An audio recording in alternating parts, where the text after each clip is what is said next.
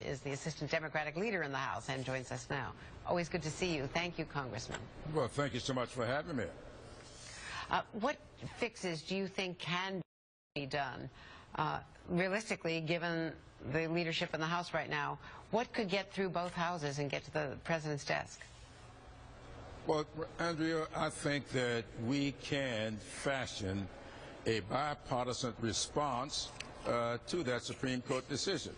I think that John Lewis and Jim Sensenbrenner have worked together in a bipartisan way on this kind of legislation before. Sensenbrenner and John Conyers are very close friends, and hopefully they will take a look at the decision and the work that they did just a few years ago and maybe update it, because the Supreme Court seemed to be saying that there is still discrimination taking place.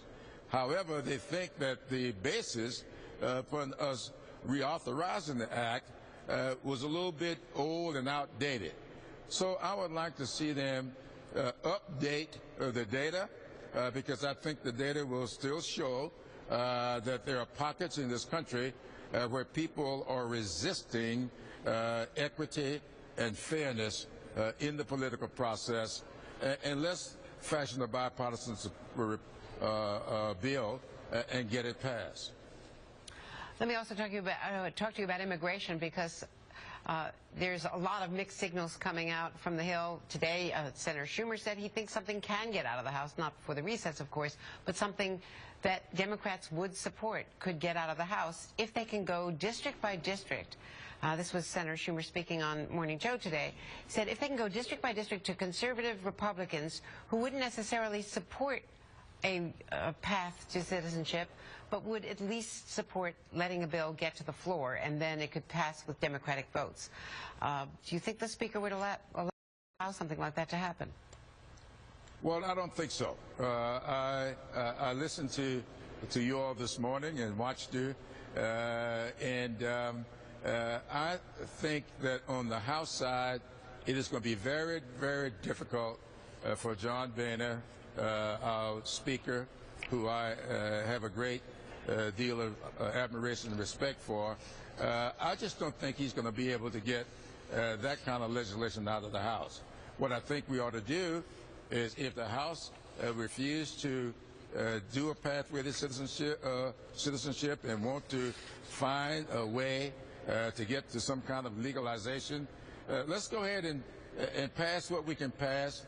Let's get it to a conference, and then maybe it's a chance that we can get what Senator Schumer is talking about out of a conference. I don't think you're going to get it coming to the House floor. It'll have to take a conference, I believe. And what is the latest, as far as you're concerned, on the health care mandate up for a vote? Well, I think that the health care, the Affordable Care Act, if I might call it that, or Obamacare, is in a very, very good place. Our job now is to get it messaged correctly. Look at the headline coming out of New York today, where they are saying that across the board, 50% reduction can be seen by those people who are purchasing insurance coverage in New York. In fact, they laid out an example of a person whose monthly payment now is around $1,000 a month. Some of them will see that reduced to around $300 a month. That is fantastic. And I think that the president is going to have an event, I think at 11 o'clock tomorrow, where he will be discussing the amount of rebates that are now going to families, because one of the parts of the Affordable Care Act that nobody talks about is that 80% being plowed back into benefits for people or reimburse them for their premiums. So a lot of people are now getting rebates that they would not have gotten otherwise. When I say a lot, I'm talking about millions of people are experiencing these rebates. So when you look at the Affordable Care Act, the more people experience it, the more they love it. And what we've got to do is get people to understand exactly why you got that check from your insurance company. because most people that I've talked to didn't know it was coming to them because of Obamacare. So let's let them know why they're getting it.